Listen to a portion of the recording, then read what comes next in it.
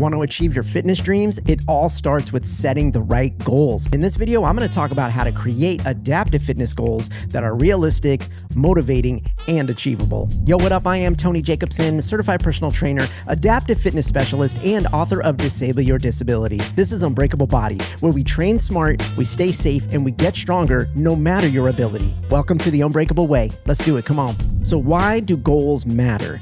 Let's talk about that first.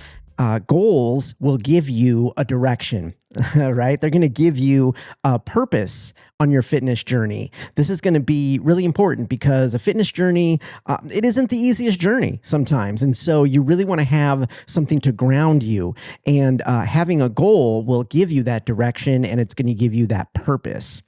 Without clear goals, it's easy to lose focus. It's easy to lose motivation. And again, these are two things that you definitely want to have when you are on a fitness journey, because the road is going to be what it is as you start and as you're getting into it. So you want to have a clear goal so that it's, something you can focus on and something that's going to really keep you motivated. Now, when it comes to thinking adaptive, because you're like, well, goals are goals, Tony, but not necessarily, because when you're thinking about how to adapt exercise for you and how your body moves and what your goals may be in regards to your fitness, because our goals are going to be a little bit different because all of our bodies move differently.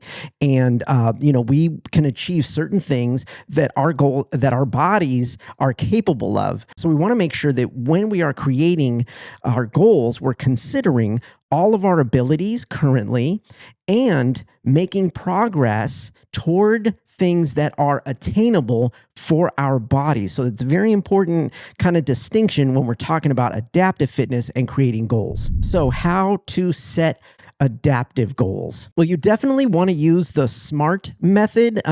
Maybe you've heard of it, maybe you haven't. It's SMART: specific, measurable, attainable, relevant, and time-based.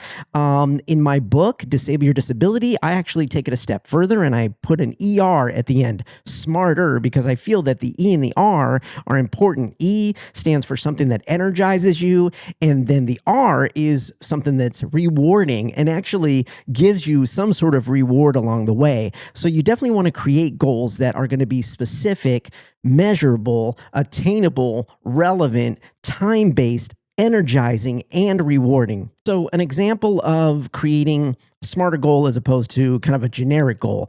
A generic goal is, I want to get fit. That's very generic. There's, everybody wants to get fit, right? What you can do to make it smarter is you would say, I'm going to do seated exercises 3 times a week for 15 minutes each workout.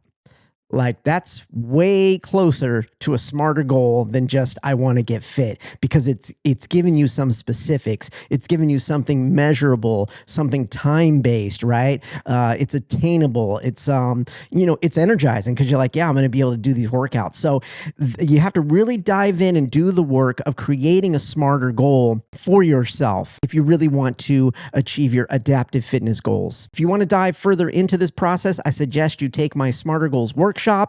Here's the link right here. It'll be in the show notes also. But in that workshop, you can learn a little bit more and dive a little bit deeper into how to create a full-fledged smarter goal. And another thing you want to do with creating these goals around your adaptive fitness and around your fitness in general is start breaking up larger goals into smaller milestones. And by doing that, you're going to be able to track your progress a little bit better, because, when we have this big goal, maybe it's set out for like 6 months, maybe it's set out for a whole year, you're going to lose that motivation. You're going to lose that accountability and that consistency along the way. So you want to break it down into shorter milestones that you can then track. Because as you track day by day, week by week, you're going to start seeing your progress, and you're going to start seeing the consistency that you're actually achieving these smaller milestones along the way. So it's all about staying committed to your goals. So how do you do that? First of all, what you should do is write your goals down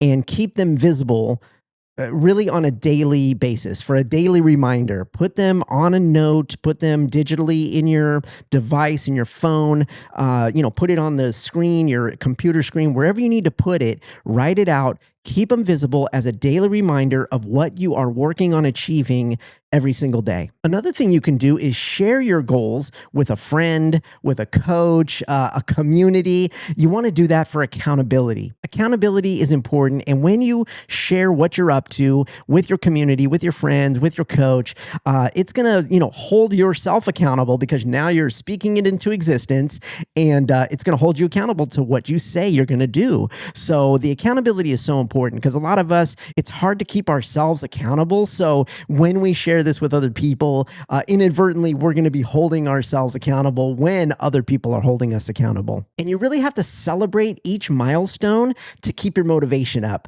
As you're going along this journey, there's going to be times when you don't want to continue and you don't want to keep going. But once you break down those larger goals and you're setting these smaller milestones, as you achieve them, I want you to celebrate. I want you to reward yourself. Again, the smarter goals. I really want you to think about that, because as you start to reward yourself, you're going to feel good. You're going to know and prove to yourself that you can achieve a goal even on these smaller milestones. And as you achieve these smaller milestones along the way, it's going to lead to that bigger goal at the end, and you're going to feel so good even through the journey. So let me help you achieve your adaptive fitness goals. Visit TonyJacobson.com/coaching and let's work together. If you found this video valuable, go ahead and give it a thumbs up, share it with who you think can use it, and also subscribe to the channel for more adaptive fitness content. Until next time, remember, live in the move, adapt and advance, and keep building your unbreakable body. Peace.